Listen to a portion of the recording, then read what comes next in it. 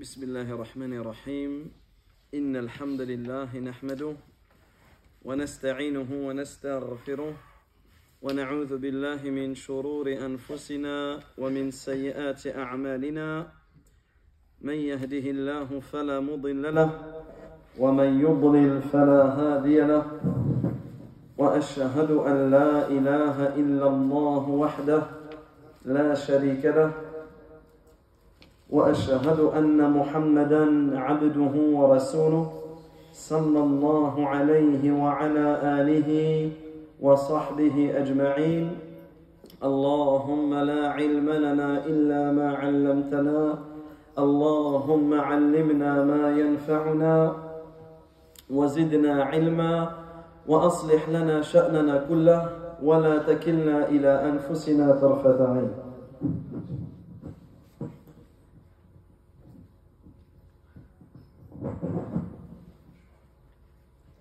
Donc, alhamdulillah, nous reprenons l'étude de notre livre et nous nous sommes arrêtés à la talbiya. Et on avait déjà expliqué, on avait déjà parlé de l'importance de cette parole. Et là, il incombe à ce que chaque pèlerin, chaque personne qui va entreprendre le hajj ou la umrah, prenne conscience de l'importance de cette parole. Labbaik Allahumma labbaik, labbaik la sharika laka labbaik, innal hamda wal ni'mata laka wal mulk la sharika lak. Cette parole, des savants ont écrit des livres sur l'explication de cette parole. À tel point qu'Ibn al-Qayyim rahimahullah, il cite 21 fawaïd, 21 leçons bénéfiques que l'on peut tirer à partir de la talbiya. Donc ici, c'est capital, c'est très important pour le musulman de prendre conscience de l'importance de cette parole, l'importance de cette formule où tu répètes à 4 reprises labbaik, je réponds à ton appel ya Allah, je réponds à ton appel labbaik Allahumma labbaik, je réponds à ton appel wallah, je réponds à ton appel labbaik la sharika laka labbaik, je réponds à ton appel tu n'as pas d'associé, je réponds à ton appel innal hamda wan ni'mata laka wal mulk, certes la louange ainsi que les bienfaits t'appartiennent. Quand tu dis cette talbiya, tu prends conscience du bienfait dans lequel Allah Azza wa Jal il t'a donné. La sharika lak, et tu répètes à 2 reprises qu'Allah Azza wa Jal n'a pas d'associé. Tu répètes à 2 reprises qu'Allah Tabaraka wa Ta'ala il n'a pas d'associé. Donc lorsque tu dis labbaik, tu prends conscience que tu réponds à l'appel d'Allah Tabaraka wa Ta'ala, comme Allah Azza wa Jal il dit wa adhin fi an-nas bil hajj ya'tuka rijalan wa ala kulli damir.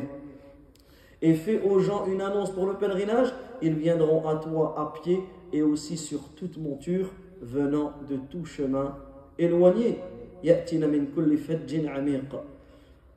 Donc on avait dit la talbiya, tu la commences dès que tu la commences dès que tu es au miqat pour la umrah. Une fois que tu t'es mis en état de sacralisation, tu répètes la talbiya. Et le premier jour du Hajj, elle commence dès que tu te mets en état de sacralisation. Ensuite, on avait dit qu'il y avait différentes formules de talbiya. Celle qui est la plus connue, c'est celle que tu vas dire la plus. Mais si tu la connais, dans ce cas-là, il n'y a pas de mal à ce que tu apprennes d'autres formules. D'accord? D'autres formules. Donc le cheikh ici, il cite certaines formules. Labbaik, labbaik wa sa'adaik, wal khayru biyadaik, labbaik wa raghba ilayk wal amal. Et d'autres. Il y a d'autres talbiya qui sont venus de la part des compagnons, donc il n'y a pas de mal à les apprendre et à changer, d'accord, et à changer. Également, on répète le sens, donc surtout parmi les plus grandes choses à comprendre de la talbiya, c'est quoi? C'est que l'essence de la talbiya, c'est l'essence de la ilaha illallah. Et la ilaha illallah, c'est une parole qui contient 2 piliers. Si tu ne connais pas ces 2 piliers, c'est que tu n'as pas compris la ilaha illallah. Le premier pilier, c'est quoi? Un-nafi, une négation. La ilaha, tu renies tout ce qui est adoré. Illallah, al-ithbat, une affirmation. Et tu affirmes que seul Allah Azza wa Jal mérite d'être adoré. Et en réalité, la talbiya, c'est l'essence de la ilaha illallah. Wahda, la sharika la, lahul mulku wa lahul hamd, wa huwa ala kulli shay'in qadir. Cette parole qui est la meilleure formule que les prophètes ont dit. Également, il est recommandé aux hommes de lever leur voix en prononçant la talbiya. C'est-à-dire que toi, dès que tu arrives au miqat, jusqu'au tawaf, le début de ton tawaf pour la umrah, ou jusqu'à la lapidation des stèles pour le hajj, alors à ce moment-là, tu répètes la talbiya. Tu multiplies la talbiya. Alors il n'y a pas de mal à arrêter des fois, à réciter le Coran, à faire des du'as, à faire du dhikr et à la reprendre. Mais la meilleure chose, c'est de multiplier la talbiya. Comme on avait vu le hadith, où le prophète sallallahu alayhi wa sallam, il a reçu l'ordre de l'ange Jibril alayhi salam, où il dit « Mur ashabak an yarfa'u aswatahum bit talbiya » ordonne à tes compagnons d'élever la voix avec la talbiya. Par contre, est-ce que on fait la talbiya tous ensemble derrière quelqu'un et c'est lui qui va commencer, on le suit tous ou d'une même voix tous ensemble? Là, chacun l'a fait de son côté. Chacun fait la talbiya de son côté. Et on ne la fait pas comme certains, tous en même temps, tous ensemble, etc. Non, ça ne fait pas partie de la sunna. Les sahaba, radiyallahu anhum, chacun faisait la talbiya de son côté. Si maintenant, des fois, on est dans le bus, on est à côté, et nos voix se coïncident, il n'y a pas de mal, c'est tout. Moi, je l'ai fait de mon côté, toi, tu l'as fait de ton côté, mais sinon, il ne faut pas que tout ça soit fait ensemble. Par contre, la femme, elle n'élève pas la voix avec la talbiya. La femme, elle n'élève pas la voix avec la talbiya, elle la récite de manière à ce qu'elle s'entend, mais comme l'imam Tirmidhi disait, il est détestable, ou comme Tirmidhi dit à la fin du hadith, il est détestable pour elle de lever la voix dans la talbiya. Il est détestable pour elle de lever la voix dans la talbiya. Donc ensuite, maintenant, on passe dans un nouveau chapitre. On passe dans un nouveau chapitre qui s'appelle l'entrée à la mosquée sacrée. L'entrée à la mosquée sacrée. Donc une fois, un exemple, tu arrives au Miqat, ou tu es passé par Jeddah, donc là tu répètes la talbiya, tu t'es mis en état de sacralisation, tu prends ton bus, tu arrives à ton hôtel, tu poses tes affaires, et tu vas partir en direction de la mosquée sacrée. Durant tout ce temps-là, tu es en état de sacralisation. Donc retiens, parce que ça c'est une erreur que beaucoup de pèlerins y font. Ils arrivent, tu vas lui dire, on se donne rendez-vous dans 1 heure, ou on se donne rendez-vous après l'Isha, un exemple. On se donne rendez-vous à telle heure ou à telle heure. Lui, il entre dans sa chambre et il va enlever ses habits, ou il va... Non, toi, tu es tout ce temps-là, tu restes en état de sacralisation. Tant que tu ne t'es pas désacralisé, tu restes en état de sacralisation. Donc ici, n'oublie pas de prononcer la talbiya. Ensuite, tu pars, tu quittes ton hôtel en direction de la mosquée sacrée. Donc ici, la mosquée sacrée, el-Masjidul Haram, ça a 2 sens. Le premier, quand on parle du Masjidul Haram, on parle de la mosquée où se trouve la Kaaba. Et le second, c'est la Mecque tout entière. Donc la Mecque tout entière s'appelle aussi el-Masjidul Haram. Mais ici, on va parler de la mosquée. Donc en entrant dans la mosquée, et en réalité, il n'y a rien de spécifique au Masjid al-Haram. C'est comme quand tu entres dans n'importe quelle mosquée. Tu entres du pied droit.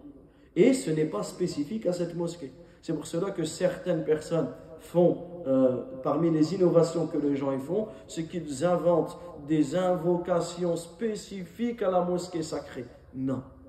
Tout cela n'a aucune preuve et cela ne fait pas partie de la sunna. Donc toi, en réalité, tu rentres avec ton pied droit comme quand tu rentres dans n'importe quelle mosquée.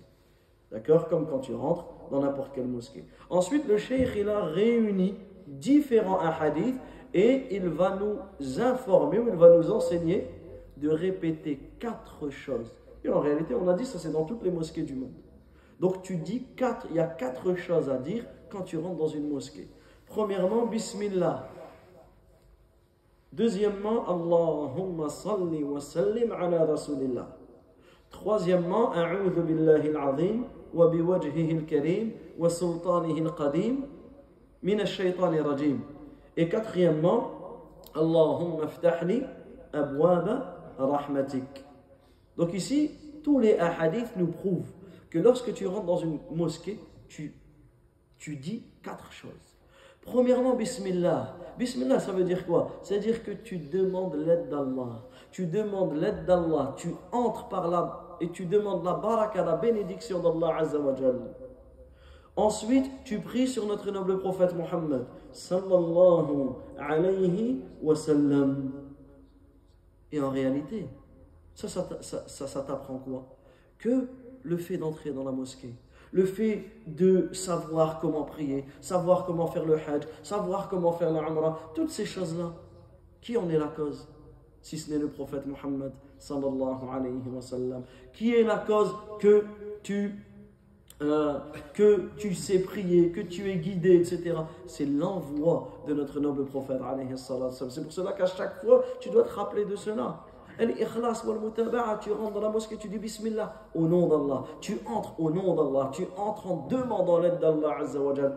Allahumma salli wa sallim ala rasulillah. Tu pries sur notre noble prophète Muhammad sallallahu alayhi wa sallam. Troisièmement, at-ta'awudh. Tu recherches la protection auprès d'Allah Azza wa Jal. Et regardez cette invocation magnifique. Donc commencez à l'apprendre pour ceux qui ne la connaissent pas. A'udhu billahi al-azim. Je cherche protection, je cherche refuge auprès d'Allah le très grand. Wa biwajhihi al-karim, par son noble visage. Wa sultanihi al-qadim, par son royaume éternel. Min ash-shaytan ar-rajim, contre le shaytan maudit. Subhanallah, quand tu entres dans la mosquée, pourquoi tu entres dans la mosquée et tu demandes à Allah Azza wa Jal de te protéger contre le shaitan? Parce que le shaitan, même une fois que tu es à l'intérieur de la mosquée, il veut te faire diminuer la récompense, il veut t'égarer, il veut te faire tomber dans les bid'a, dans les innovations, dans la perdition, dans les péchés, etc. Donc ici, même en entrant dans la mosquée, qu'est-ce que tu fais? Tu demandes, tu recherches la protection auprès d'Allah Azza wa Jalla. Ensuite, tu dis Allahumma ftahli abwab rahmatik. Oh Allah, je te demande de m'ouvrir les portes de ta miséricorde. Et subhanallah, cela nous prouve que la mosquée est un des plus grands moyens d'obtenir la miséricorde d'Allah tabaraka wa ta'ala. Et quand tu sors, qu'est-ce que tu dis? Allahumma inni as'aluka min fadlik. Donc tu, Bismillah, Allahumma salli wa sallim ala rasulillah wa salatu wa salam ala rasulillah. Allahumma inni as'aluka min fadlik. Quand tu entres, tu demandes à Allah de t'ouvrir les portes de la miséricorde, parce que c'est ce que tu es venu chercher dans la mosquée. Quand tu sors, tu demandes à Allah Azza wa Jal de t'ouvrir, de te donner de ses grâces, parce que quand tu sors, tu recherches les grâces d'Allah tabaraka wa ta'ala.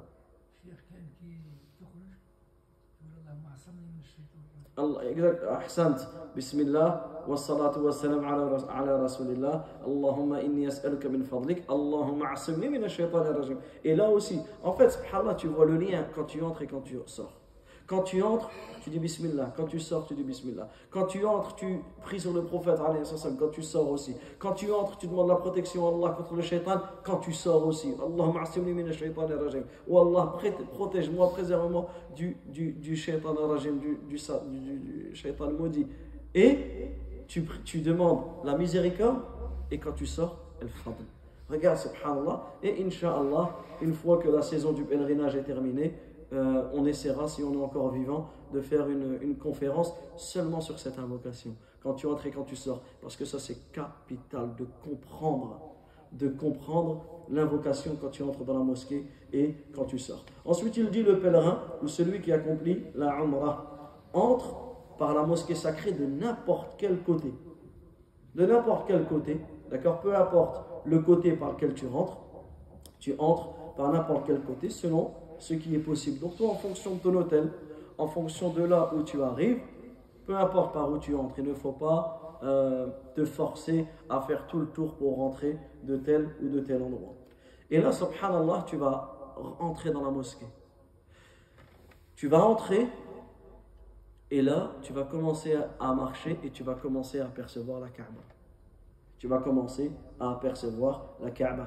Certains savants, par rapport à un athar qui a été rapporté de Omar ibn Khattab, considèrent que lorsque tu vois la Kaaba, tu peux lever tes mains et dire Allahumma anta salam wa minka salam fahayyina rabbina bisalam. Certains savants ne sont pas de cet avis, d'autres sont de cet avis. Ala kulli hal al-amr wasi'. Mais j'ai déjà vu des personnes, à ce moment-là, la Kaaba elle est en face de toi et ils se disputent. Ah, pourquoi tu lèves tes mains? Et lui il lève pas ses mains. Et c'est... Subhanallah. Et c'est un athar de Omar ibn Khattab de lever ses mains et tu regardes la Kaaba. Allahumma anta salam wa minka salam fahayyina rabbina bisalam. Celui qui n'est pas de cet avis, qu'il ne le fait pas. Mais depuis quand on va se disputer, surtout à ce moment-là. Et là, subhanallah, tu vas voir réellement la Kaaba. Cette Kaaba que tu vois à la télé, cette Kaaba que tu vois dans les couteaux, dans les livres, cette Kaaba que tu vois en images. Et c'est là que tu vois, subhanallah, que les personnes sont différentes. Et tu vois que certains, ils sont tellement, même ici, non, ils ne sont jamais partis à la Mecque. Mais ne serait-ce que voir la Kaaba à la télé, ça leur fait un impact, ça leur fait un effet. Et ils ont cette envie d'y aller. Et tu les vois arriver sur place. Certains, ils tombent prosternés de remerciements, de reconnaissance envers Allah Azza wa Jal. Et d'autres, pas grand-chose. Certains, ils sont là, ils voient la Kaaba, ça y est, ils oublient tout ce qu'il y a autour. Ils lèvent leurs mains, ils font de dua, ils reconnaissent le bienfait d'Allah Azza wa Jal sur eux. Et d'autres qui sont comment? En selfie, en live, en TikTok, Subhanallah. Tu vois la différence des gens. C'est comme quand tu as les questions sur le Hajj. Tu as deux types de pèlerins. Un pèlerin, lui, ses questions, c'est qu'est-ce qui est recommandé? Comment je peux faire le meilleur Hajj possible, la meilleure Umrah possible? Il est toujours dans le fait de s'améliorer. Ouais, mais c'est quoi le meilleur? Et t'en as d'autres. Comment je le passe le plus vite possible? Et ça, c'est pas obligatoire, donc c'est bon. Et ça, je suis obligé de le faire. Non, ben c'est bon. En fait, tu vois la différence entre les gens. Et là, subhanallah, tu vois ici que tu vas voir cette Kaaba. Et en plus, tu vois pas que la Kaaba. Tu vois les gens en train de faire le tawaf autour d'elle. Tu vois les gens en train de prier en direction, subhanallah. C'est la Qibla dont s'orientent les quatre coins du monde. Les musulmans du monde entier s'orientent vers cette Kaaba. Les musulmans du monde entier, lorsqu'ils font des du'a, ils le font envers cette Kaaba. Et toi, c'est toi. Toi, tu es là. Tu es en face de la Kaaba. Tu es en face de la Kaaba. Elle représente quoi? Le point de rencontre de leur direction. Naam, les gens, ils font la prière vers elle. Et tu vas voir que les gens forment des cercles. Le plus petit étant celui le plus proche d'elle. Et le cercle le plus large est celui qui se trouve aux extrémités du monde. Subhanallah, en réalité, si tu as une vision de la terre, ben tu vois qu'en réalité, tout le monde, la terre entière, ça crée quoi? Des cercles. Le plus petit cercle, celui qui est en face. Et ça s'élargit. Et ça s'élargit. Et ça s'élargit, puisque sur toute la terre, les gens se mettent en direction de la Qibla, de cette Kaaba. Donc en réalité, le plus large cercle, c'est les extrémités du monde. Donc ici, on se doit de prendre conscience et de connaître l'histoire de la Kaaba, de connaître les mérites de la Kaaba, de connaître ce miracle sous nos yeux qui est la Kaaba. Ensuite, en entrant dans la mosquée pour faire le tawaf,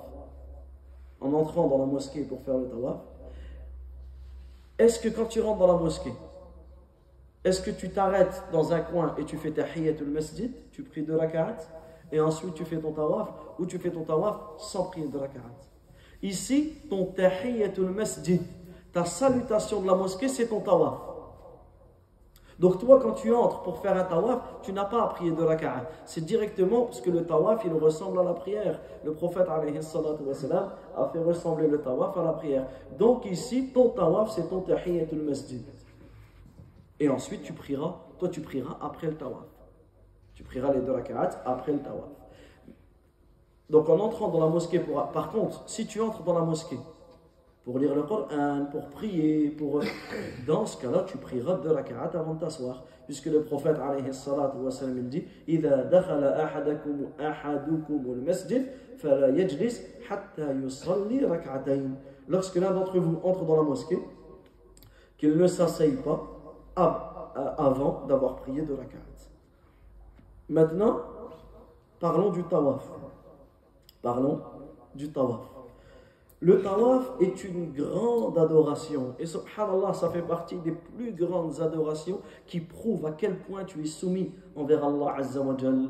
À quel point en faisant ce tawaf, tu suis la sunnah de notre noble prophète alayhi salatu wa salam. Donc dans le tawaf, il y a une grande preuve du tawhid. Il y a une grande preuve de l'unicité d'Allah Azza wa Jal. Il y a un grand désaveu contre le shirk. Il y a une grande leçon de ta soumission envers Allah, de ta sincérité envers Allah. Il y a une grande leçon dans le fait de prendre le prophète sallallahu alayhi wa sallam comme exemple. Pourquoi tu fais 7 tours et tu fais pas 6 tours? Pourquoi tu fais 7 tours et tu fais pas 8 tours? Parce que le prophète alayhi salatu wa salam t'a enseigné de faire 7 tours. Alors tu fais 7 tours. Regarde, subhanallah. Pourquoi tu tournes comme ceci et tu tournes pas à l'inverse? Parce que le prophète alayhi salatu wa salam t'a enseigné. Donc tu suis. Donc ça c'est une grande leçon pour toute ta vie. Et comme on a dit, c'est une grande leçon. C'est une grande leçon. Pourquoi? C'est une grande leçon de tawhid. Et malheureusement, tu vas voir que certaines personnes, elles vont faire le tawaf en dehors de autre que la Kaaba. Et il est strictement interdit de faire le tawaf autour de toute autre chose, qu'il s'agit d'une tombe ou autre. Et si un tawaf en dehors de la Kaaba devait exister, il ne ferait pas partie de la religion d'Allah Azza wa Jal, mais ce serait qu'une innovation qu'Allah Azza wa Jal n'a pas permise dans sa religion. Et malheureusement, certaines personnes qui se prétendent de l'islam, qui se réclament de l'islam, qui sont égarées et qui égarent les gens, ils vont faire des tawafs dans le monde autour des arbres. À tel point que même à la Mecque, certains parmi Turuqiyya, Soufiyya, certains qui arrivent à la Mecque et qui vont faire des tawafs derrière des tombes ou des mausolées, des choses spécifiques à eux, même là-bas. Tu imagines que la Kaaba elle est à quelques mètres ou quelques kilomètres de eux et regarde l'égarement. L'égarement, ils vont faire tawaf derrière un mausolée ou derrière une tombe ou derrière la tombe du wali, un tel ou un tel. Non. Tout ça, c'est quoi? Wahy shaitan. C'est la révélation du shaitan. Et c'est pour cela que le prophète alayhi salatu wa salam nous a dit, la chose dont j'ai la plus peur pour vous, c'est quoi? Al-a'immatul mudillin. Al-a'immatul dalal. Les imams de l'égarement. Des gens, subhanallah, qui égarent les gens. Des gens qui... Et ça, on doit prendre conscience de la gravité de cette chose-là. La gravité de ces choses-là, c'est qu'il y en a qui sont sur les réseaux, qui sont ceci, qui sont de... et qui égarent les gens. Non. Et c'est notre dîne, on se doit de préserver notre religion. On se doit, à certains points, subhanallah, que tu trouves dans certains de leurs livres, les livres des Turuqiyya, des branches exagérées, des soufis et autres, de ces sectes égarées. Tu trouves quoi? Écoutez bien. Pour nous, ça paraît, mais c'est ce que certains font. Ils considèrent que leur cheikh, leur imam, leur wali, ils considèrent qu'il a atteint tellement un degré dans la religion que c'est plus à lui de faire tawaf. Mais c'est la Kaaba qui doit faire tawaf autour de lui. C'est la Kaaba qui doit faire tawaf autour de lui. À tel point que dans certains de leurs livres de fiqh, ils ont une question. Ils se disent, ben si la Kaaba elle fait tawaf auprès du wali, ben on prie en quelle direction si la Kaaba elle est plus là? T'imagines jusqu'où ça va? Regarde l'égarement. Et leurs savants répondent à cela. Ils ont même une divergence dans ce sujet. Certains ils disent, dans ce cas-là, tu pries toujours en direction de la Kaaba, parce que c'est trop compliqué de la chercher. D'autres ils disent non. Chaque jour, tu dois chercher. Est-ce que le wali, il est du côté de l'Inde, donc tu pries en direction de l'Inde? Est-ce qu'il est du côté de l'Afrique, donc tu pries en direction de l'Afrique, etc. Regardez l'égarement. L'égarement appelle l'égarement, appelle l'égarement. Comment peut-on tomber? Comment peut-on tomber dans ces égarements-là? C'est pour cela qu'on se doit sans cesse de demander à Allah Azza wa Jal la guider. Et surtout de prendre conscience que notre religion c'est quoi? Qala Allah, qala Rasulullah. Allah il a dit et le messager d'Allah sallallahu alayhi wa sallam a dit, c'est ça notre dîn. Et toute personne qui va être contraire à cela, c'est qu'il est contraire au dîn complètement. À tel point que tu as certaines personnes, et moi j'en ai vu même parmi les pèlerins, qui viennent et leur imam des mosquées, il leur dit quoi? Il leur dit attention, tu vas aller en Arabie Saoudite, tu vas voir des savants, fais attention à eux, ils disent toujours Allah il a dit et le messager d'Allah il a dit. Ben oui. Tu veux qu'ils disent quoi d'autre? C'est ça notre dîn. Qala Allah wa qala Rasul. Non. Eux non. C'est pour cela qu'on doit faire attention. On doit faire attention à cet égarement. Parce que regarde, certaines personnes vont faire des tawafs en dehors de la Kaaba et pour autre qu'Allah Azza wa Jal. Et cela n'est que bid'a. Cela n'est que innovation. C'est pour ça qu'il est correct de dire. Il y a des gens qui font la prière, les sadaqas, le jeûne ou des invocations pour Allah à travers le monde. Vous êtes d'accord qu'on peut dire ça?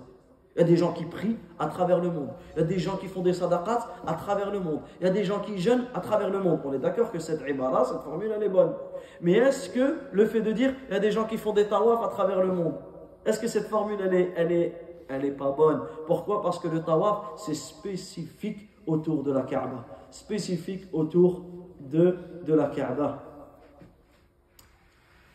Ensuite, parmi les tawaf ou les atwifa autour de la Kaaba, il y en a, ça on l'a vu. Le tawaf, il y a des tawafs qui sont des piliers du Hajj et de l'Umrah. Tawaf al-Ifada, tawaf al-Ziyara, tawaf, comme on l'a vu déjà dans les piliers, tawaf al-Umrah. Il y a des tawafs qui sont des obligations, tawaf al-Wada, et il y a des tawafs qui sont sunan, recommandés. Ça veut dire que toi, une fois que tu as terminé ta Umrah, une fois que tu as fini ton Hajj, ne perds pas ton temps. Et sache une chose, que les savants sont unanimes, et ça c'est une parole de Cheikh al-Islam ibn Taymiyyah, rahimahullah. Les savants sont unanimes que le tawaf est meilleur que la prière dans la mosquée sacrée. Le tawaf est meilleur que la prière dans la mosquée sacrée. Donc ne perds pas ton temps. Chaque jour fais des atwifa. 1, 2, 3, 4, peu importe. Tu tournes 7 tours, tu pries de raka'at. Tu tournes en fait ta journée. Profite de ce moment-là. Tu es là-bas une poignée de jours. C'est une poignée de jours que tu vas être à la Mecque.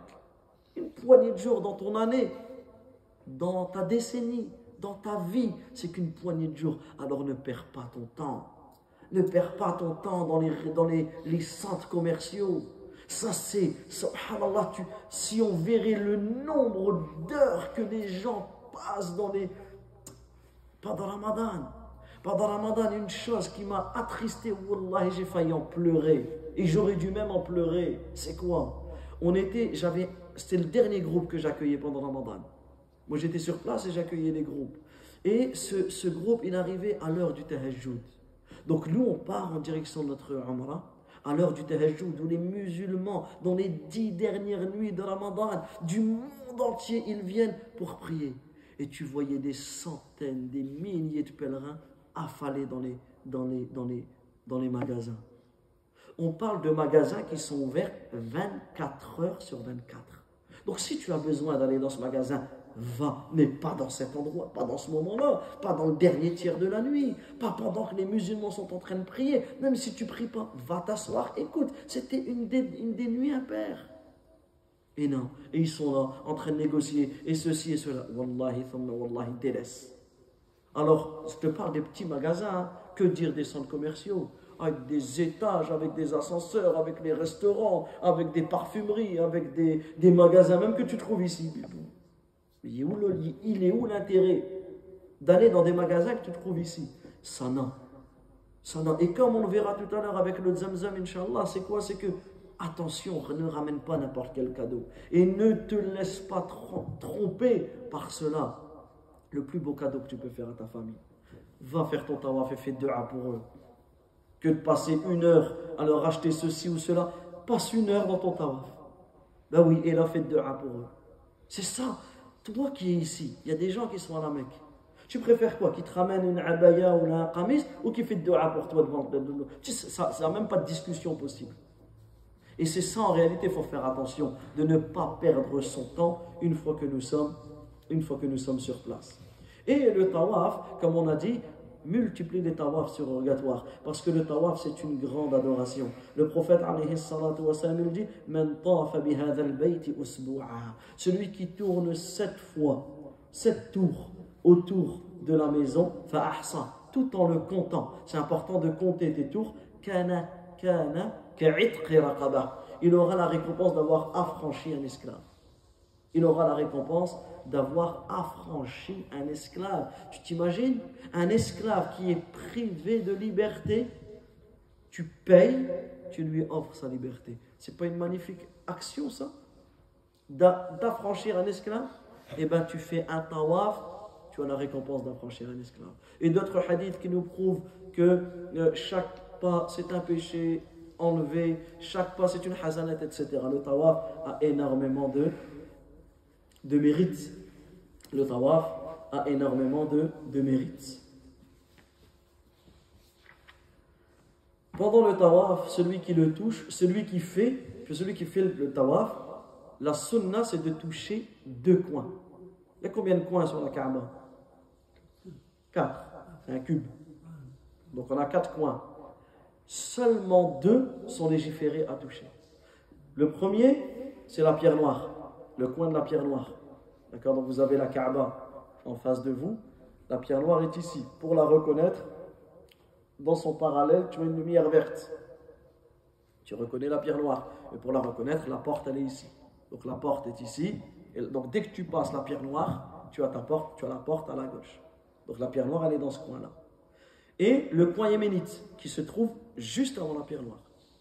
Donc ce sont ces 2 coins qu'il est légiféré de toucher, qu'il est sunna de toucher. Les 2 autres coins ne doivent pas être touchés comme on le verra bi'idhnillah. Donc, parmi ce qui a été rapporté comme les mérites de les toucher, un homme, il a vu Abdullah ibn Ubayd ibn Umayr, selon lequel un homme a dit, d'après Abdullah ibn Ubayd ibn Umayr, selon lequel un homme a dit à Abdullah ibn Umar, Ya Aba Abdurrahman, je te vois toucher seulement ces 2 coins. Écoutez cette règle, barakallahu fikum. Ce hadith-là, cette règle-là, prenez-en une règle pour toute ta umrah, pour tout ton hajj et pour toute ta vie. Un homme est parti voir Abdullah ibn Umar radiyallahu anhuma. Qu'est-ce qu'il lui dit? Il lui dit, je vois que tu touches seulement ces 2 coins. Le coin yéménite et la pierre noire. Il dit, pourquoi tu ne touches pas le reste? Écoutez ce qu'il lui a dit. Il lui a dit, j'ai entendu le messager d'Allah, sallallahu alayhi wa sallam, inna mashahuma yahuttani al-khati'ah. Certes, le fait de toucher ces 2 coins efface les mauvaises actions. Donc le fait de toucher le coin yéménite, c'est une cause de l'effacement de tes péchés. Le fait de toucher la pierre noire, c'est une cause de l'effacement de tes péchés. Et je l'ai entendu dire, celui qui tourne 7 tours,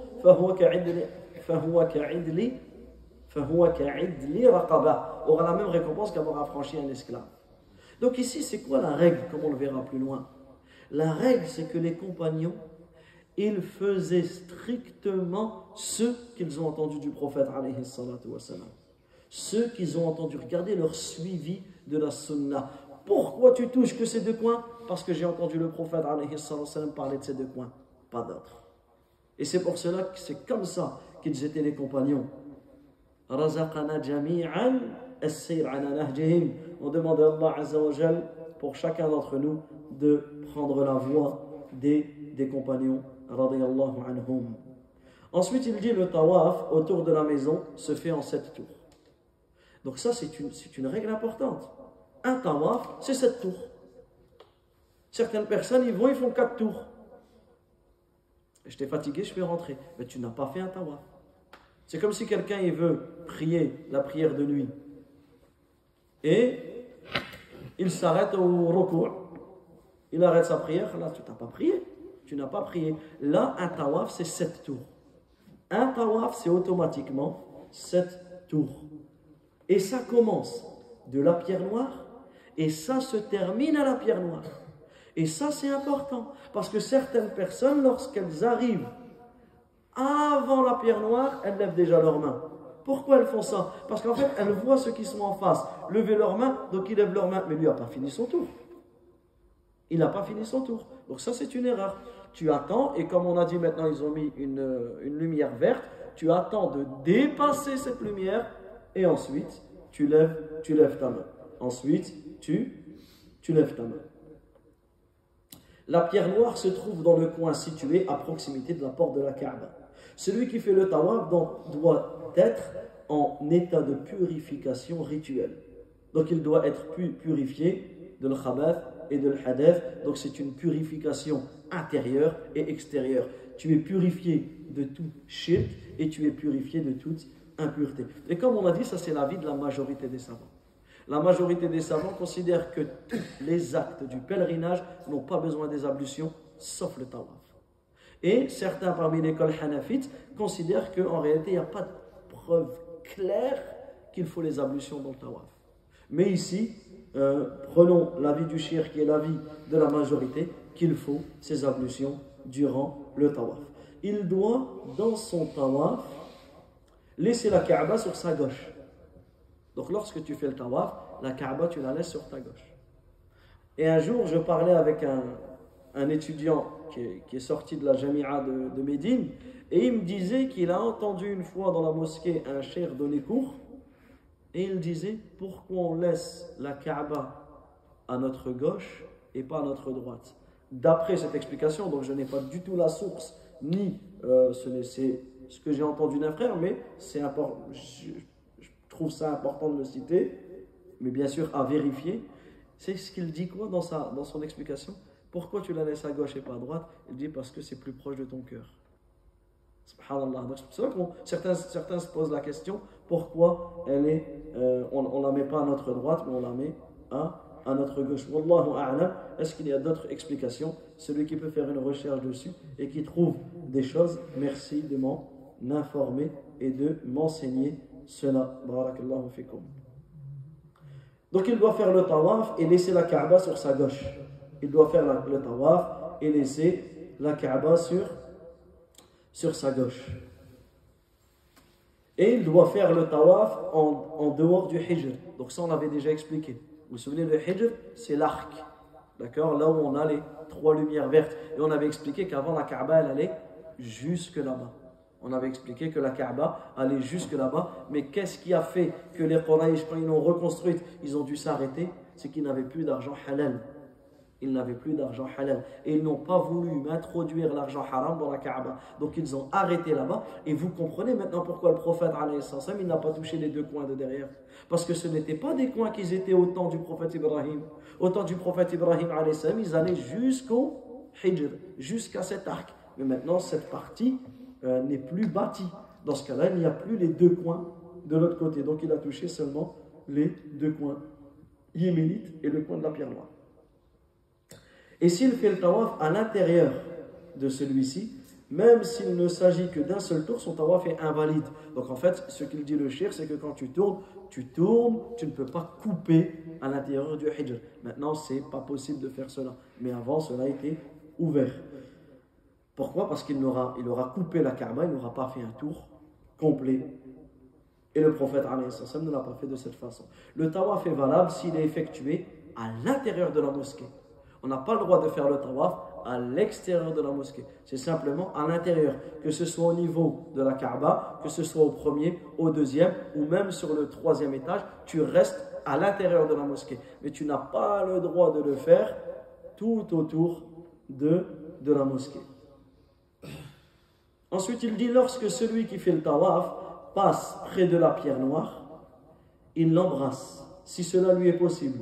Sinon, il la touche avec sa main ou autre chose et embrasse ce quoi il a touché. S'il n'y arrive pas, il fait signe avec sa main. Donc ici, on a 3 degrés. 3 choix. Enfin, 3 choix.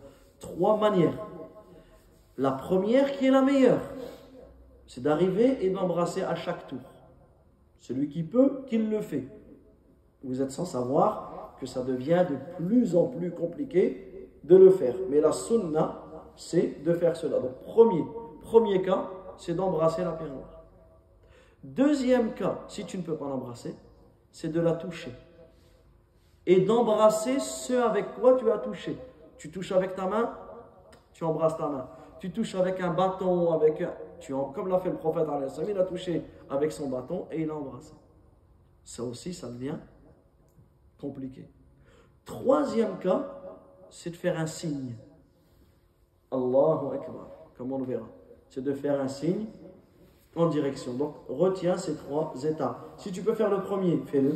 Tu ne peux pas, essaye le deuxième. Si tu ne peux pas, fais le 3e. Et d'une manière générale, surtout si tu vas en période de Ramadan ou encore plus en période de Hajj, d'accord, vraiment, il y a certains moments dans l'année où il n'y a vraiment pas beaucoup de monde, où là, tu peux même l'embrasser, mais sinon, toute l'année, ça devient compliqué. Donc ensuite, le cheikh, il cite les preuves, et notamment parmi les preuves, c'est la parole de Omar ibn al-Khattab, radiyallahu anhu. Et regardez comment Omar, il enseignait à ses compagnons, il enseignait le tawhid. Qu'est-ce qu'il disait? Il disait, certes, je sais que tu n'es qu'une pierre. Tu ne peux ni nuire ni profiter. Si ce n'était pas parce que j'ai vu le messager d'Allah, sallallahu alayhi wa sallam, t'embrasser, je ne t'aurais jamais embrassé. Donc ça, c'est la preuve que le prophète, alayhi salatu wa sallam, il l'a embrassé. Il l'a embrassé. La preuve de la permission de la toucher et d'embrasser ceux avec quoi elle a été touchée, c'est dans le hadith rapporté par Muslim, d'après Nafi', il dit, j'ai vu Ibn Omar toucher la pierre noire avec sa main, puis embrasser sa main. Et dire, je n'ai pas délaissé cela depuis que j'ai vu le prophète, le messager d'Allah, sallallahu alayhi wa sallam, le faire. Et également dans un hadith d'Abu Tufayl, il dit, j'ai vu le messager d'Allah, sallallahu alayhi wa sallam, faire le tawaf autour de la maison et toucher avec un bâton. Le mihjan, c'est un bâton avec le bout qui est incurvé comme ça, et il a embrassé le bâton. Et ici, on revient rapidement sur la parole de Omar ibn Khattab. Qu'est-ce qu'il dit? Il dit, je sais que tu ne causes ni du mal, ni tu attires le bien. Et certains mentent sur Ali ibn Abi Talib radiyallahu anhu. Ils disent que Ali radiyallahu anhu aurait dit, bel tadur wa la tanfa'. Au contraire, tu attires le bien et tu repousses le mal. Et ça, c'est faux. Ça, c'est un mensonge sur notre noble calife Ali ibn Abi Talib radiyallahu anhu. Et dans la parole de Omar ibn Khattab, on voit comment il était accroché au fait de préserver le tawhid, l'unicité d'Allah tabaraka wa ta'ala. Ensuite, troisièmement, la preuve sur le fait de faire un signe en direction, c'est le hadith de Abdullah ibn Abbas radiyallahu anhu, où il dit, le prophète sallallahu alayhi wa sallam a fait le tawaf autour de la maison sur un chameau. Et à chaque fois qu'il arrivait au coin, il lui faisait un signe. À chaque fois qu'il arrivait au coin de la pierre noire, il lui faisait un signe. Et là aussi, tu vois que les personnes, malheureusement, il y a un attroupement au niveau de la... Parce que les gens, ils s'arrêtent, et ils font un signe, ils font deux signes, ils mettent la main sur la tête, la main sur le cœur, ils font tout et n'importe quoi. Non, comme ça, ils envoient des bisous, tu vois tout et n'importe quoi. Mais un, il fait ça, 10, il fait ça, 100, ils font ça. Donc ça crée un attroupement. Alors que non, en réalité, tu passes, Allahu Akbar, et tu passes. La simplicité. Sans bousculer, sans gêner, etc. D'accord? Donc ça c'est important. Ne fais pas comme les gens. Ça c'est une règle. Ça c'est une règle dans toute notre vie et encore plus dans le Hajj al-Umrah parce que tu vois tout et n'importe quoi. On ne suit pas les gens. Surtout les awam, surtout le commun des musulmans. On suit les gens qui t'apportent un dalil. Mais va voir n'importe quelle personne qui fait ces choses-là. Tu lui dis, est-ce que le prophète, je sais pas, moi j'en sais rien. Pourquoi tu me parles de ça? Pourquoi tu me dis ça? Laisse-moi faire ce que je veux. Non. Donc, on ne suit pas la masse. Même si la masse, elle fait des erreurs ou autre, non. Toi, tu fais seulement ce dont il y a une preuve. Ensuite, il dit, donc ce qui est légiféré de faire concernant ce coin, donc il répète, il résume, c'est trois choses. La pierre noire, soit tu l'embrasses, soit tu l'embrasses, soit tu touches et tu embrasses ceux avec quoi tu as touché, ou soit tu lui fais signe. Lorsque celui qui fait le tawaf, donc là on a parlé de la pierre noire, maintenant on parle du coin yéménite. Lorsque tu as fait ton tour, donc tu as dit Allahu Akbar, tu commences, tu tournes, tu arrives au coin yéménite. À ce moment-là, qu'est-ce que tu fais? Si tu peux le toucher avec ta main, fais-le. Tu peux aller le toucher avec ta main, tu le fais comme on a dit, c'est une cause que tes péchés partent. Mais tu ne l'embrasses pas. Et tu n'embrasses pas ta main aussi.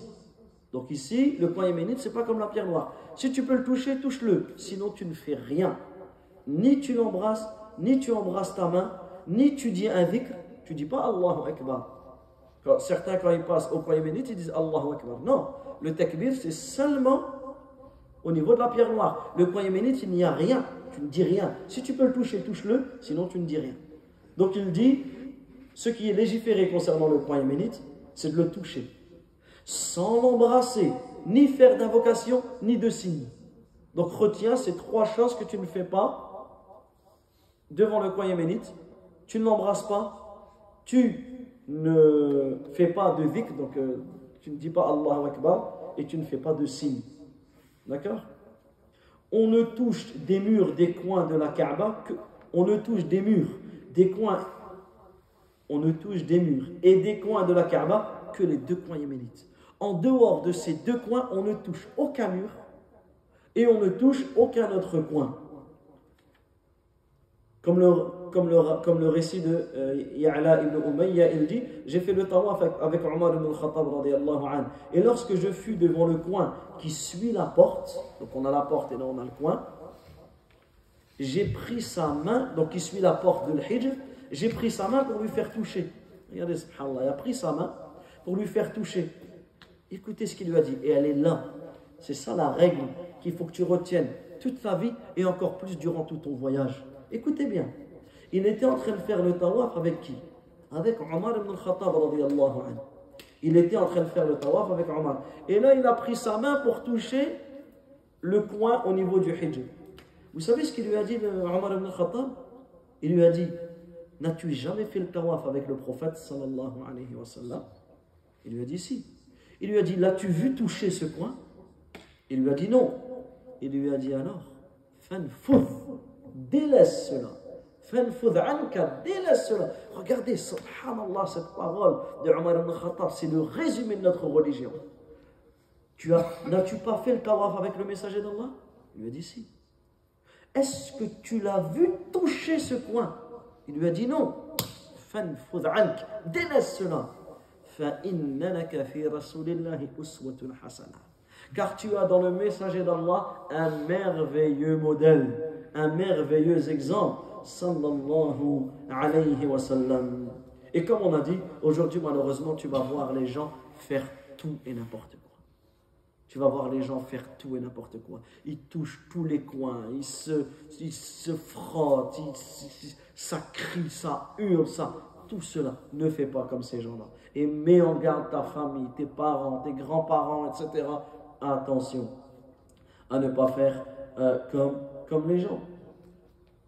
Et après, tu as toujours des gens qui vont te dire, ah ouais, mais avec vous, tout est bid'a. Ah ouais, mais avec vous, tout est haram. Ah ouais, mais je peux rien faire. Ah ouais, mais ceci. Subhanallah al-azim. Ça, c'est des paroles d'ignorants. Ça, c'est des paroles de juhal. Nous, on n'écoute même pas ces genres de choses-là. Regardez la règle.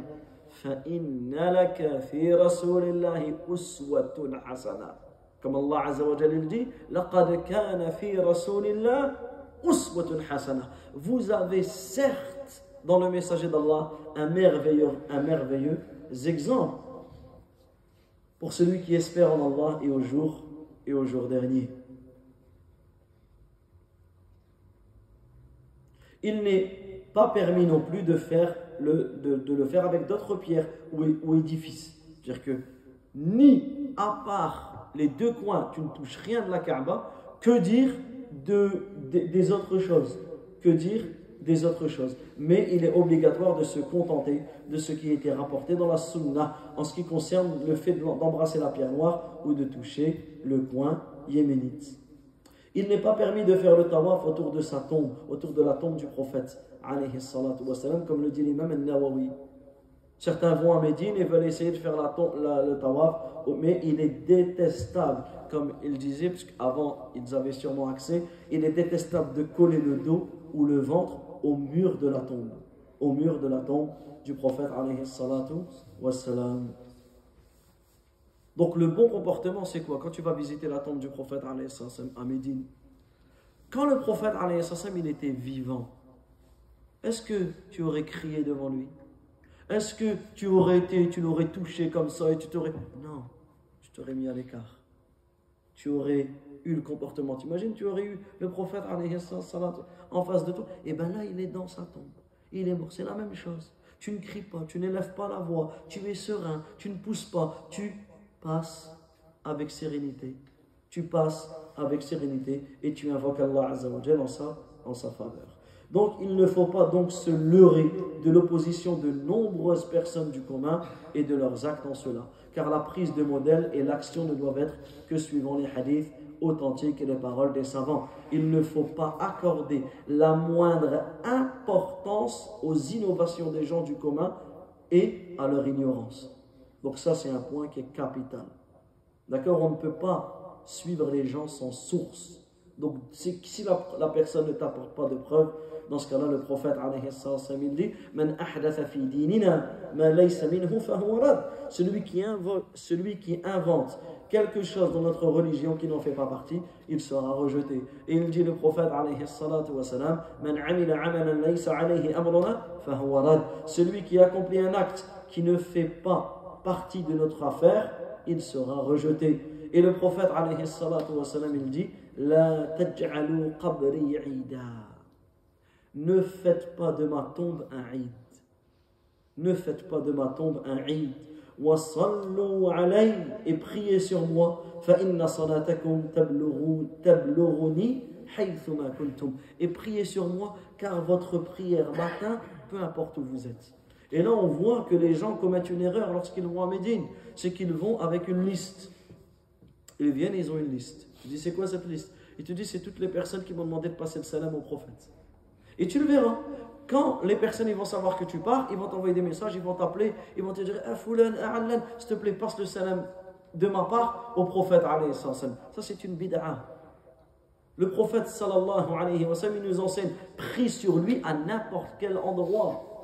Que tu es en France, que tu es au Bled, que tu es au Brésil, que tu es à Tokyo, peu importe où tu es, tu dis Allahumma salli ala Muhammad wa ala ali Muhammad, ta prière, elle atteint le prophète alayhi salatu wa sallam là où tu te trouves. Et écoutez la parole magnifique de Fudayl ibn Iyad. Il dit Ittabi', suis la voie de la guidée, suis la voie de la guidée. Et le fait que seul un petit nombre l'emprunte ne te causera pas de tort. Même si des fois il y a des choses, il n'y a que toi qui appliques cette sunna et que tous les gens sont contraires à cela, ne tombe pas dedans. Ne tombe pas dedans. Prends garde aux voies de l'égarement et ne sois pas leurré par le grand nombre des perdus. Ne sois pas leurré par le grand nombre des perdus. Et celui qui pense que toucher par la main ou autre est plus à même d'avoir la baraka, cela ne provient que de son ignorance et de son insouciance. Car la baraka, elle est dans le suivi de la sunna, le suivi de la religion. Mais comment tu peux chercher la vertu dans l'opposition à ce qui est correct? Ça, c'est toujours la parole de Fudayl, rahmatullahi alayhi. Et ça, c'est un grand point. Certains, ils vont toucher la Kaaba, ils vont frotter leurs habits. Tu lui dis, pourquoi tu fais ça? Il dit, moi, je veux le baraka. Comment tu vas avoir le baraka en faisant une bid'a? C'est pas possible. La baraka, elle est dans quoi? Elle est dans le suivi de la sunna de notre noble prophète alayhi salatu wa salam. Et c'est quoi le contraire de le baraka? C'est le madarra. Au contraire, c'est un mal. Parce que cette innovation, ça va te causer un mal et ça va pas te causer un bien.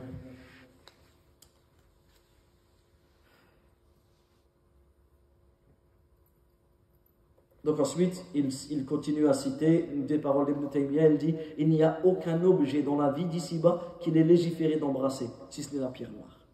Le seul objet qui est légiféré d'embrasser dans le monde, c'est la pierre noire. En delà de cela, tu n'embrasses rien. Et c'est pour cela que il n'est pas convenable, on va dire, il n'est pas sunnah, même d'embrasser le mushaf. Embrasser le mushaf. À la base, tu n'as pas à faire cela. Tu n'as pas à faire cela. Tu lis le Coran et à la fin, tu embrasses le mushaf et tu le poses, non? Ou un livre, ou ceci, ou cela. Retiens cette règle, tu embrasses que la pierre noire, donc tu n'embrasses pas le reste, les deux coins, le coin yéménite, le Hijr, les murs de la Kaaba, le Maqam Ibrahim, le rocher de Jérusalem, ni la tombe d'un prophète, d'un vertueux, tu n'embrasses pas cela. Ensuite, le cheikh, il nous apporte une nouvelle mas'ala qui est très importante. Il n'y a pas de dhikr, d'évocation, ni de dua spécifique au tawaf. Retenez, barakallahu fikum, cette règle. Il n'y a aucun dhikr, ni aucune dua spécifique au tawaf. Celui qui fait le tawaf, il évoque son Seigneur. Et il invoque avec ce qui lui est possible comme invocation et évocation, et il lit le Coran.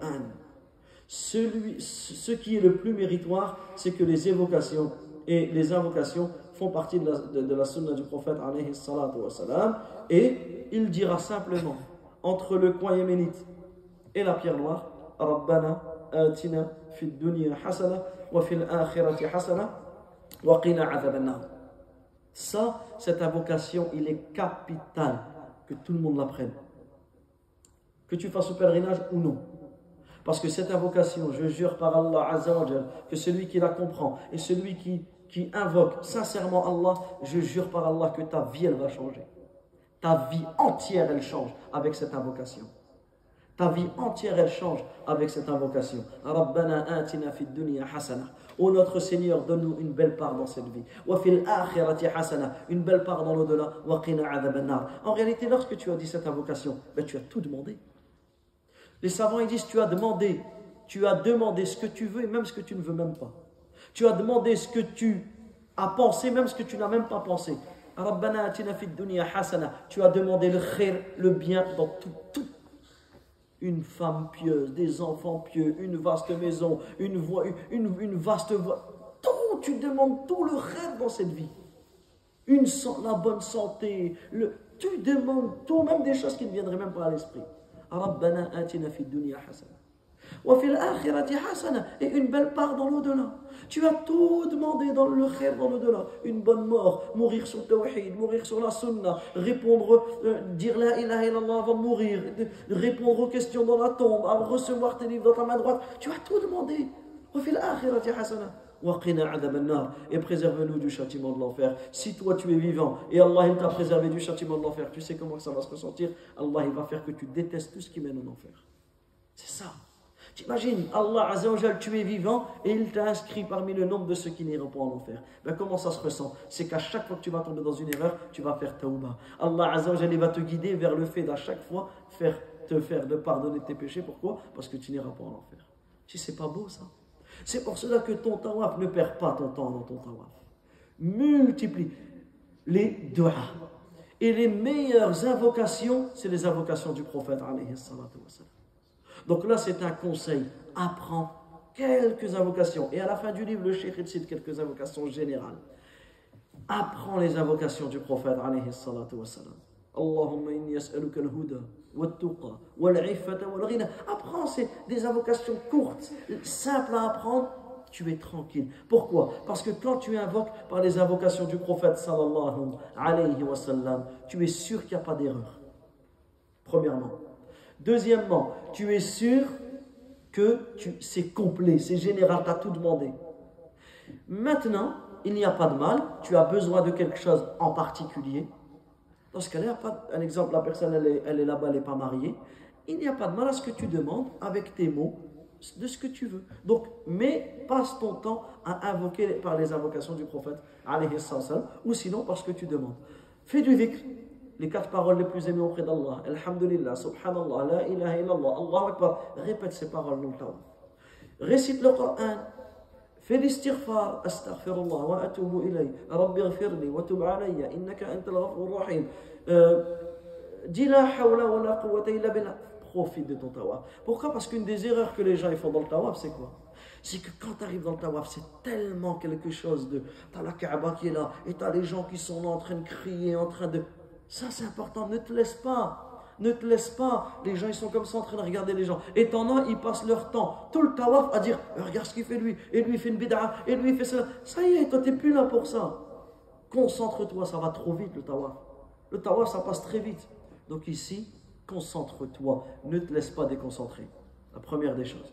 Deuxièmement, une des erreurs que les gens ils font, c'est qu'ils mettent un guide devant eux et il va commencer à faire des invocations à voix haute et les gens ils vont répéter Rabbana, Rabbana, Atina, Fid dunya, oh. Toi en fait tu n'arrives même plus à invoquer, tu n'arrives même plus à lire ton Coran, ils sont en train d'hurler à côté de toi. Ça c'est une erreur. Et ça, ça perturbe les autres. Et en plus de ça, des fois t'en as, ça va être des personnes qui ne maîtrisent pas la langue arabe. Et ils vont se tromper dans les du'a. Donc tous ceux qui sont derrière, ils se trompent. À tel point qu'il y a un cheikh qui raconte, il dit il était dans le tawaf, et il voit une hamla comme ça, un groupe comme ça. Et le guide, qu'est-ce qu'il leur dit? Allahumma, Allahumma, il répète derrière. La tada'. Et l'invocation qu'il dit, c'est quoi? Allahumma la tada' dhanban illa ghafarta. Oh Allah, ne laisse pas un péché sans que tu ne l'aies pardonné. Mais lui, au lieu de dire dhanban, il a dit dhanaban. Allahumma la tada'a dhanaban. C'est quoi dhanab? C'est une queue. Imagine, tu as une queue derrière toi. Donc il dit Allahumma la tada'a dhanaban. Et là, le cheikh lui dit quoi? Il dit illa qata'ta, sans que tu ne la coupes. Si tu dois dire oh Allah, ne laisse pas une queue, dis sans que tu la coupes, c'est mieux. Bon, pour vous dire, subhanallah, les gens ils sont là par l'ignorance, etc. Ils font tout et n'importe quoi.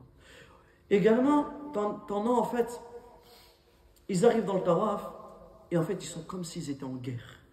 Non, faut laisser personne passer. Ils sont là et en fait tout le tawaf, ils sont là à se mettre comme ça. Et tu pars pas en harb, tu pars pas à la guerre. Tranquille, profite de ton tawaf. Ou d'autres, ils sont là à regarder tout le monde méchant. Il m'a écrasé le pied, ouais, elle m'a poussé. Subhanallah. Tu vas quoi? Tu vas t'énerver sur une grand-mère? Pense à ta mère. Si ta mère ou ta grand-mère, elle pousse quelqu'un, t'aimerais quelqu'un, lui, un frère comme ça, tout, il fait semblant de rien. Wallahi, wallahi, mes frères, quand vous êtes dans le tawaf, faites abstraction à tout. On t'écrase, on te pousse, ce que tu veux, faites ce que vous voulez. Moi, je suis dans ma bulle. Je suis dans mon tawaf. Il n'y a rien qui doit te perturber. Pourquoi? Parce que ça va tellement vite qu'en réalité, tu as fini le tawaf et tu as peu invoqué et tu as peu évoqué Allah Azza wa Jalla. Non. Le tawaf, il a été légiféré pour le rappel d'Allah Tabaraka wa Ta'ala. Et parmi les innovations que les gens ils ont, et subhanallah, ça tu le vois, dans le tawaf, ils arrivent avec des petits livrets. Et il y a marqué quoi? Dua Shawtul Awwal. Dua Shawtul Awwal. L'invocation du premier tour. Invocation du deuxième tour. Invocation du troisième tour. À chaque tour, ils ont une invocation spécifique. Non. Il n'y a aucune invocation ou aucun dhikr qui est spécifique au tawaf. À part Rabbana atina fid dunya hasana wa fil akhirati hasana wa qina adhaban nar. Quant à ceux que font certaines personnes en récitant des invocations spécifiques à chaque tour, cela n'est fondé sur aucune preuve et relève plutôt des actes innovés.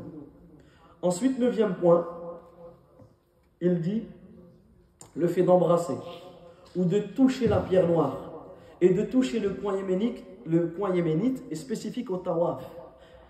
Donc ici, c'est une règle qui est importante. À quel moment tu vas embrasser ou tu vas toucher le coin yéménite? Ça, c'est seulement quand tu fais le tawaf. C'est un exemple, toi, tu lis le Coran. Est-ce que tu vas aller, tu vas toucher le coin yéménite et tu vas revenir? Non. Ça, c'est seulement quand tu fais le tawaf. Toutefois, il est rapporté que le prophète alayhi salam avait touché la pierre noire après avoir fait les 2 raka'at après le tawaf lors du pèlerinage d'adieu. Donc, ce qui est meilleur, ceci est ce qui est meilleur, parce que cela est rapporté du prophète alayhi salam. Donc, toucher la pierre noire en dehors du tawaf, c'est permis. D'accord? Cela est permis. Mais généralement, ça se fait dans le tawaf. Il est recommandé dans le tawaf de la Umrah et dans le tawaf d'arrivée, pour celui qui fait le qiran ou l'ifrad, de faire al-ittiba'. Donc ça, c'est spécifique pour le tawaf de la Umrah. C'est spécifique de la tawaf de la Umrah ou dans tawaf al-qudum. Donc le premier tawaf que tu vas faire, lorsque tu arrives à Mecca, de faire al-ittiba'. C'est quoi l'ittiba'? C'est toi, tu as ton izar, ton rida plutôt. Le rida, c'est ce qui va venir couvrir tes 2 épaules. Donc tu rentres une partie ici, une partie ici. Et la partie de droite, avant de commencer le tawaf, tu vas la basculer en dessous de ton aisselle. Et le bout qui arrive, tu vas le mettre au-dessus de ton épaule gauche. Donc ton épaule gauche, elle reste couverte et ton épaule droite, elle reste découverte. Ça ici, tu le fais seulement dans le tawaf de la Umrah ou dans le tawaf al-Qudum, le tawaf d'arrivée pour celui qui fait le qiran ou celui qui fait al-ifrad.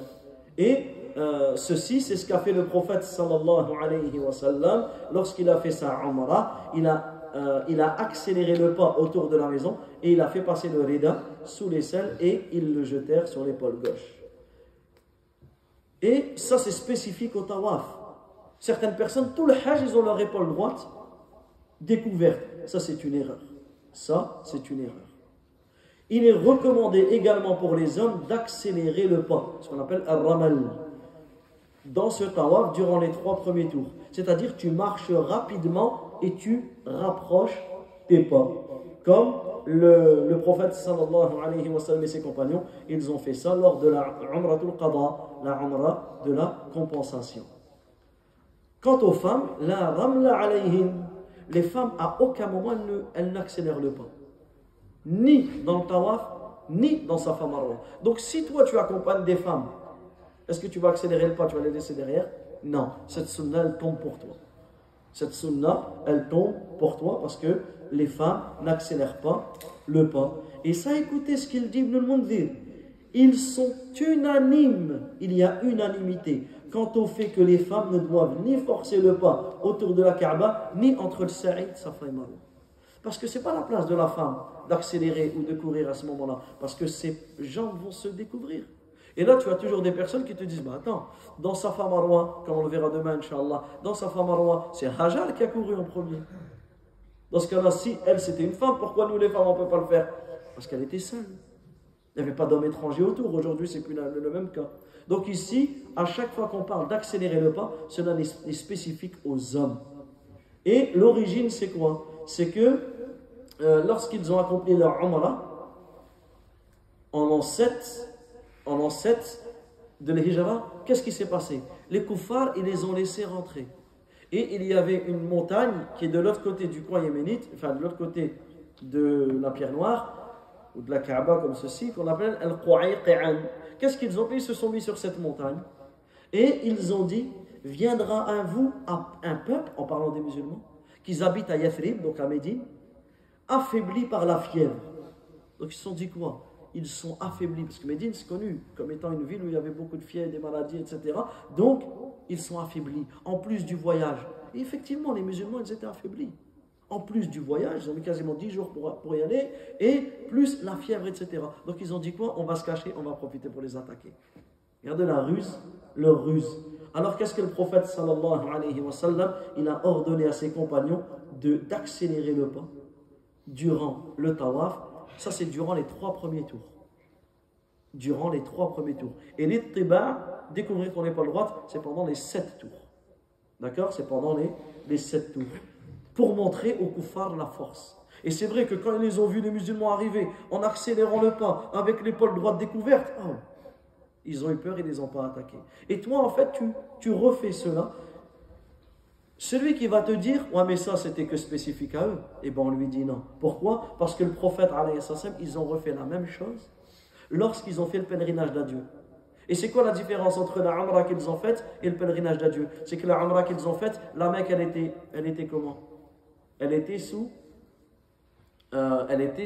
contrôle des kuffars. Alors que dans le pèlerinage d'adieu, elle était sous le contrôle des musulmans. Donc il n'y avait plus cette cause de faire cela. Mais ils l'ont fait quand même, ce qui nous prouve que ça reste parmi les sunan du tawaf. Ensuite, une mas'ala très très importante. Si on doute sur le nombre de tours, comment tu fais?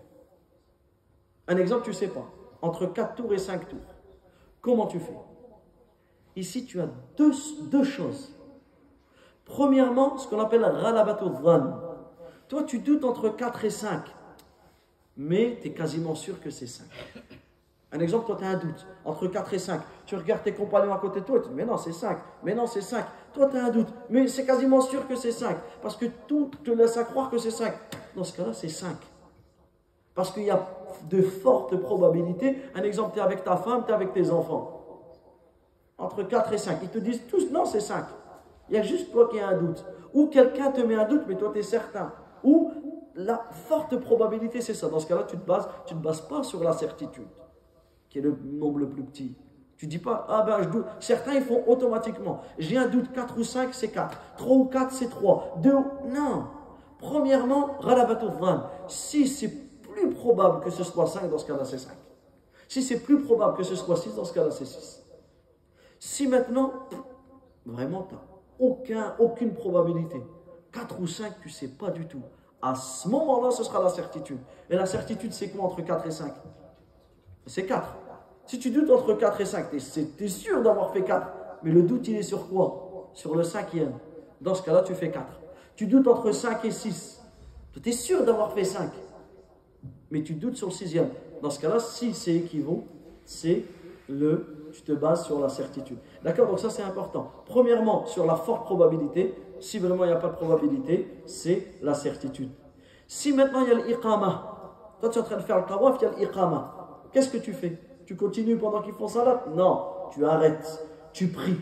D'accord? Tu pries. Et ensuite, tu poursuis ton tawaf de là où tu t'es arrêté. Tu ne dois pas recommencer à la pierre noire. Tu t'es arrêté, tu pries, et ensuite tu reprends cela. Et il est recommandé à celui qui fait le tawaf, une fois le tawaf achevé, d'accomplir 2 rak'at. Mais avant ça, on a une mas'ala. Si tu perds tes ablutions dans le tawaf, tu perds tes ablutions dans le tawaf. Déjà, il faut savoir que les savants ils divergent. Est-ce que le tawaf, tu dois avoir tes ablutions ou pas? Comme on l'avait cité, je pense, tout à l'heure déjà, la majorité considère que oui. Donc c'est bon, on va prendre l'avis de la majorité. Mais là aussi, on a une divergence. Si tu perds tes ablutions durant le tawaf, qu'est-ce que tu fais? Bien sûr, tu vas sortir, refaire tes ablutions. Mais quand tu reviens, certains ils disent, tu reprends juste, un exemple, tu étais au 5e tour, tu reprends au 5e tour. Wallahu a'lam, la question a été posée à Cheikh Ibn Baz, rahimahullah, lui il dit non. Lui il considère que c'est comme la prière. Tu es à la 2e raka'at, tu perds tes ablutions. Tu vas refaire tes ablutions, tu fais quoi? Tu reviens, tu refais à ta 2e raka'at? Non, tu recommences. Ben lui il considère que tu recommences. Donc wallahu a'lam, c'est une divergence entre les savants. Nous on cite la parole de Cheikh Ibn Baz, rahmatullahi alayhi, qui considère que tu recommences depuis le début. D'accord? Que tu considères que tu recommences depuis le début. Et il est recommandé à celui qui fait le tawaf, une fois le tawaf achevé, de prier 2 raka'at dans lesquels il récite 2 sourates. Ça aussi, c'est pas obligatoire. Celui qui ne les connaît pas, 2 raka'at, tu récites ce que tu peux. Mais c'est important, avant de partir, et même durant toute ta vie, de connaître ces 2 sourates. Dans la première raka'at, tu récites la Fatiha, et après la Fatiha, Qul ya ayyuhal kafirun. Et dans la 2e raka'at, tu récites la Fatiha, et après la Fatiha, tu récites Qul huwallahu ahad. Surat al-Ikhlas. Et ça, c'est très important. À quel moment on récite ces 2 sourates? Qul ya ayyuhal kafirun et Qul huwallahu ahad.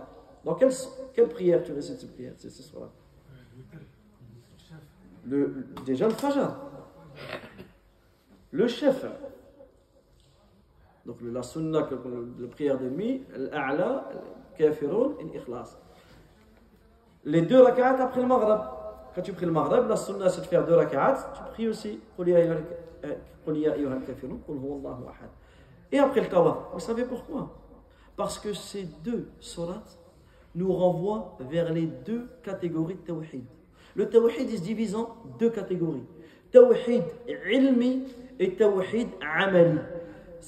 On ne va pas rentrer dedans, mais tawhid ilmi, c'est quoi? C'est l'unicité d'Allah dans sa connaissance. Allah Azza wa Jalla, il nous a créés pour 2 choses. Allah, il t'a créé pour 2 choses. Premièrement, il t'a créé pour que tu le connaisses. لِتَعْلَمُوا أَنَّ اللَّهَ عَلَى كُلِّ شَيْءٍ قَدِيرٌ وَأَنَّ اللَّهَ عَلَى كُلِّ شَيْءٍ قَدْرًا. Allah Azza wa Jalla, il t'a créé pourquoi? Pour que tu le connaisses. Pour que tu connaisses Allah par ses noms et par ses attributs. Ça, c'est quelle sourate? قُلْ هُوَ اللَّهُ أَحَدٌ. Toute cette sourate, elle t'apprend à connaître Allah Azza wa Jalla. Deuxièmement, tawhid amali, pour que tu l'adores, seul, sans rien lui associer. Et c'est ça, قُلْ يَا أَيُّهَا الْكَافِرُونَ. La ilaha illallah, on avait dit quoi? Elle contient combien de piliers cette parole? 2. Une négation, une affirmation. La négation, elle se trouve où? Qul ya ayyuhal kafirun. L'affirmation, elle se trouve où? Qul huwallahu ahad. Et dernier point sur ces 2 sourates qui sont capitales et importantes. Vous savez quoi? Pourquoi le prophète alayhi salatu wa salam, il récitait dans la prière du Fajr ces 2 sourates? Et il récitait dans les 2 raka'at du Maghrib ces 2 sourates? Parce qu'il commençait sa journée par le tawhid. Et il terminait sa journée par le tawhid. Et cela nous prouve quoi? L'importance du tawhid dans la vie du musulman. Et tout le hajj et toute la umrah est basée et fondée sur le tawhid. Donc la sunna, c'est de prier ces deux raka'at derrière le maqam. Derrière maqam Ibrahim. C'est quoi maqam Ibrahim? Maqam Ibrahim, à la base, c'est un rocher sur lequel le prophète Ibrahim, alayhi salam, il est monté pour construire la Kaaba. C'est pour cela que jusqu'à aujourd'hui, bien sûr ça a été refait, mais jusqu'à aujourd'hui, on a les traces de pas, les traces de pieds du prophète Ibrahim dans ce rocher. Mais j'ai une question à vous poser. Le rocher, Il est où maintenant? Quand tu le vois, il est où? Vous êtes d'accord avec moi qu'il est écarté de la Kaaba. Donc comment que le prophète Ibrahim, il est monté pour construire la Kaaba alors qu'il est écarté? Avant, il n'était pas là. Avant le maqam Ibrahim, il était où? Vous voyez la porte de la Kaaba, il était de ce côté-là. Et c'est au temps de Omar ibn al-Khattab, radiyallahu anhu, parce que comme les gens ils priaient ici, et les gens ils commençaient à venir en abondance, ça dérangeait les prières. Donc il a ordonné à ce que le rocher soit écarté. C'est pour cela que le rocher à la base il n'est pas à cette place-là. Donc la sunna c'est de prier derrière le maqam, peu importe en réalité où est-ce qu'il se trouve. Si tu as la possibilité de prier, comme en ce moment, des périodes où il n'y a vraiment pas beaucoup de monde, tu peux, fais-le. Mais maintenant, il y a tellement de monde qu'en fait, le fait de prier, ça gêne ceux qui font le tawaf. Et qui a la priorité dans le mataf? Le mataf, c'est là où on tourne, c'est ceux qui font le tawaf. Ce n'est pas ceux qui prient. Donc, en réalité, ces 2 raka'at, tu peux les faire à n'importe quel endroit de la mosquée. Tu les fais à n'importe quel endroit de la mosquée. Et une fois que tu as fini ces 2 raka'at, et ces 2 raka'at, tu les fais à n'importe quel tawaf. Que le tawaf ce soit un pilier, que le tawaf ce soit une obligation, ou que ce soit un tawaf surrogatoire, systématiquement, tu vas prier 2 raka'at. Juste ici, faites attention de ne pas prier derrière les femmes. Parce qu'à Mecca, il y a, tu pries, tu as des femmes qui passent, etc. Attention, donc là on essaie de s'organiser. D'accord, tu essaies de prier derrière un poteau, tu essaies de prier, tu mets les frères comme ceci, tu essaies de prier derrière. Faites attention à ne pas prier derrière les femmes. Faites attention à bien recouvrir votre épaule une fois que vous faites le tawaf. Donc voilà pour le détail du tawaf. Demain, Inch'Allah, puisque bi'idhnillah, je voyagerai dimanche, donc en fait les cours vont s'interrompre pendant une dizaine de jours. Donc demain, on va essayer d'avancer au maximum. Si on peut finir le livre demain, on essaiera. Donc demain, Inch'Allah, il y aura cours après Dhuhr, après l'Asr et après le Maghrib. Après Dhuhr, après l'Asr et après le Maghrib. On essaiera, Inch'Allah, de finir le livre. Si on ne peut pas, bi'idhnillah, à mon retour, on essaiera de le terminer. Et ceux qui ne peuvent pas y assister, dû au travail ou autre, Inch'Allah, les cours seront enregistrés et ils seront postés. Wallahu ta'ala a'lam wa sallallahu wa sallam ala nabiyyina Muhammad wa ala alihi wa sahbihi ajma'in. ربنا آتنا في الدنيا حسنة وفي الآخرة حسنة وقنا عذاب النار. اللهم إنا نسألك الهدى والتقى والعفة والغنى. اللهم إنا نعوذ برضاك من سخطك وبمعافاتك من عقوبتك ونعوذ بك منك لا نحصي ثناء عليك أنت كما أثنيت على نفسك. اللهم إنا نسألك الجنة وما قرب إليها من قول أو عمل ونعوذ بك من النار وما قرب إليها من قول أو عمل. سبحانك اللهم وبحمدك أشهد أن لا إله إلا أنت أستغفرك وأتوب إليك. وآخر دعوانا أن الحمد لله رب العالمين وصلى الله وسلم على نبينا محمد وعلى آله وصحبه أجمعين. والسلام عليكم ورحمة الله وبركاته.